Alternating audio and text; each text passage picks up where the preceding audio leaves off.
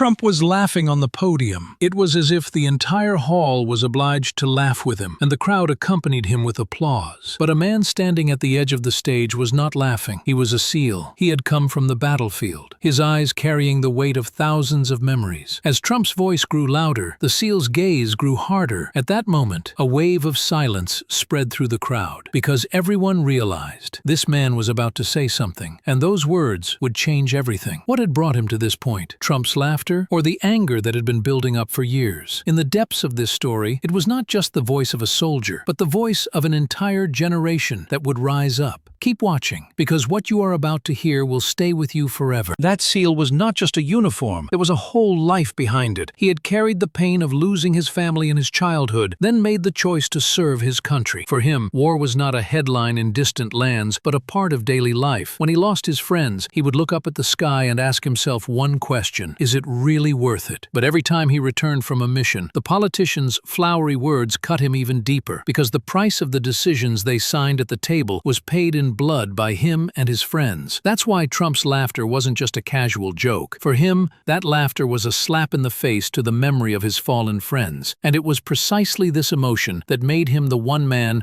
who couldn't be silenced. Because sometimes a word is more powerful than a bullet. Trump turned to the crowd and made another sarcastic remark. Laughter erupted from the hall, but this time there was something different about the laughter. SEAL stood up. His voice was not loud, but it was clear and firm. "Mr. President, I would like to say something." The hall fell silent. People looked at each other. Cameras turned toward him. Trump still had a dismissive smile on his face. He wasn't taking this man seriously. But the expression in SEAL's eyes changed the atmosphere in the room, because everyone understood what they were about to hear wouldn't be the complaint of an ordinary citizen. This would be the truth, coming from the heart of the war, and the truth could silence even the loudest laughter. Trump's condescending smile was still on his face. But at that moment, the SEAL's words rose above the crowd. "We fought. You laughed." The room fell silent. People looked at each other, but no one could speak, because everyone knew there was no lie in that sentence. The SEAL had lost his friends, carried his wounds on his body, and lost his sleep. While they smiled, there was a storm raging in his heart. This statement was more than a political debate. It was the truth itself. At that moment, everyone watching couldn't help but ask themselves, if I were in his place, could I be silenced? That question was SEAL's greatest weapon, because once asked, the answer is unforgettable. Trump flinched slightly for the first time. His voice rose, "Sit down, soldier." But the SEAL did not back down. "We have carried out your orders, Mr. President. Now it's your turn to take responsibility." The crowd suddenly split in two. Some applauded Trump, while others turned to the SEAL and shook their heads silently. As the tension escalated, the cameras were recording every moment. This was not just an argument. It was the eruption of anger that had been suppressed for years. The SEAL's words had already echoed beyond the walls of the room. It was powerful enough to spread instantly on social media, affecting millions of people at the same time. Because these words were not just challenging one man, but an entire system. And this challenge was bringing to light questions that had been hidden within everyone. SEAL fell silent, but his words hung in the air. A woman stood up. She was also the wife of a fallen soldier. "He's right," she said in a trembling voice. Voices of support rose from different corners of the room. This was no longer just the anger of a SEAL, but the pain of a community. Veterans, losses, sacrifices that had been ignored for years. All of them had come together in the shadow of Trump's laughter. This moment was the heart of the story. The audience was no longer just spectators. They were beginning to see pieces of their own lives. All the stories they had lost, forgotten, or ignored were coming back to life on this stage. That's why no one could look away from the screen, because this scene was not just a debate. It was a mirror. Trump raised his voice and raised his hands in the air. "I am the president," he said. But SEAL's response was even stronger. "I am the voice of my people." At that moment, the applause, boos, and screams in the hall mingled together. Cameras flashed. Social media went live. It was a matter of moments before these words would be engraved in history, because because everyone felt it. This was a clash between two worlds, truth and courage against power and authority. The climax was not just a dialogue, but a moment that echoed in the hearts of millions. For the audience, there was no turning back. Everyone would now share this story, discuss it, and write their own interpretation. The room suddenly fell silent. The atmosphere, which had been filled with laughter just moments ago, was now so quiet that you could hear everyone breathing. Seal stood tall. He hadn't raised his voice, but his words had silenced everyone. "You have no right to laugh without accountability." Trump looked away for the first time. His gaze, fixed on the floor, couldn't hide the weight of that single sentence. The clapping hands remained suspended in the air, cameras capturing a frozen tableau. People looked at each other, but no one could speak, because in that moment they had realized that in a room, not on a battlefield, words could be as heavy as bullets. If you were there, would you have broken the silence and spoken up, or would you have remained silent and simply witnessed history?